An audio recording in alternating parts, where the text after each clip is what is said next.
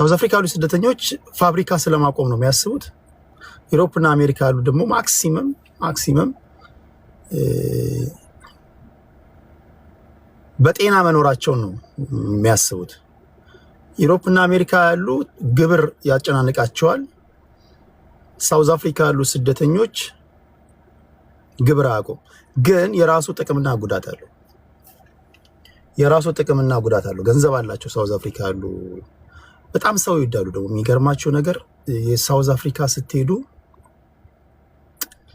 እንዴት ብዬ ሚስጥር ልንገራችሁ መሰላችሁ? እናንተ አክብሯቸው። አንዳንዶቻችሁ ገና ለገና የከተማ ልጅ ነን ምናምን ብላችሁ ሙድ ለመያዝ ምናምን እነሱ ላይ ትጠራላችሁ። ሙድ ለመያዝ ጥረት እያደረጋችሁ እንደሆነ ካወቁ አለቀላችሁ።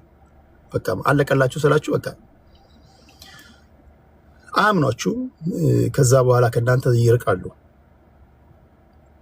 በጣም በንጹህ ልብ ደግሞ ከቀረባችኋቸው እንደነሱ ያለ ታማኝ ሰው የለም። እውነት ለምን ታማኝ ስላችሁ በጣም ይተጋገዛሉ። በነገራችን ላይ ከሀገር ውጭና ካሉ ኢትዮጵያውያን ሳውዝ አፍሪካ ራሱ ሰዎች ትዳር ሲፈጽሙ የሚሰጣጡ ስጦታ ራሱ ይለያል። ታውቃላችሁ? ሳውዝ አፍሪካ ያሉ ኢትዮጵያውያን ሰርግ ሲሰርጉ እዛ ያላችሁ ልታግዙኝ ትችላላችሁ። መኪና ነው የሚሰጣጡት። አንድ ሰርግ ላይ 5-6 መኪና እንደቀላል ሲሰጣጡት አላችሁ። በጣም ከወደዷችሁ ይንከባከቧችኋል። ከጠሏችሁ ደግሞ ሽሹ፣ በቃ ዞር ብሉ። በተለይ ስታይለኛ ነኝ እኔ ከተማ ልጅ ነኝ ምናምን ብላችሁ ነው። ይሄ በተለይ አንዳንድ የንቀት ንግግሮች ምናምን ነው። እንደዛ አይሆንም። ብዙ የከተማ ልጆች አሉ ተመሳስለው የሚኖሩ ተጋግዘው የሚኖሩ። እንነሳ ብትሉ ስታርታፕ ካፒታል ራሱ መነሻ ገንዘብ ራሱ ሊሰጧችሁ ይችላሉ። በነገራችን ላይ በጣም ከወደዷችሁ ያቋቁሟችኋል። ደና በቃ 50,000 60,000 40 ምናምን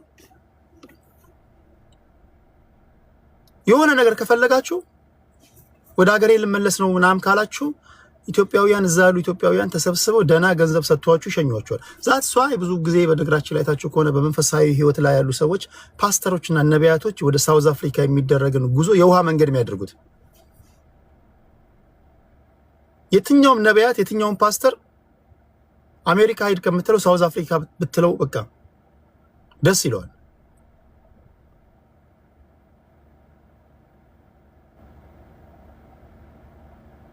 አሜሪካ ነብይ ቢመጣም አሜሪካ ካሻ አቅም አሜሪካ ህዝብ ወይ የዩሮፕ ህዝብ ምንድነው ልትበር ነው ብትለው እሺ ነው የሚለው።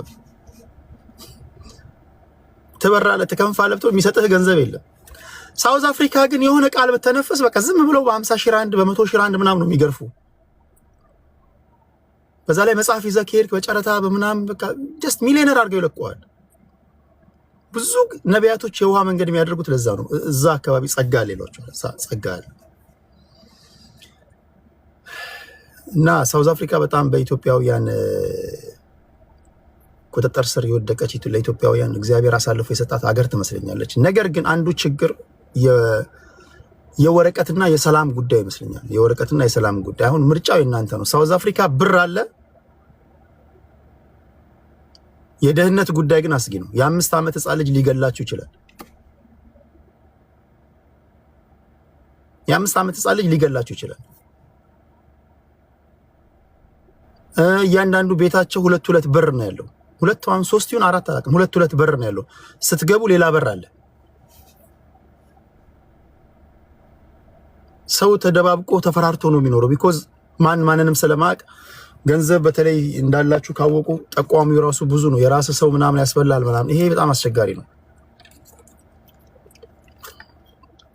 ብዙ ሰዎች ሳውዝ አፍሪካ የሚኖሩ ሰዎች ወደ ሀገር ቤት ለመግባት ይቆርጡና በቃ በዚህ ዓመት ገባሉ ይሉና በአመቱ መጨረሻ በእጃቸው ያለው ገንዘብን ሲያዩት ቆይ አንድ ዙር ምናምን ልስራ ምናምን ይሉና ይቆያሉ።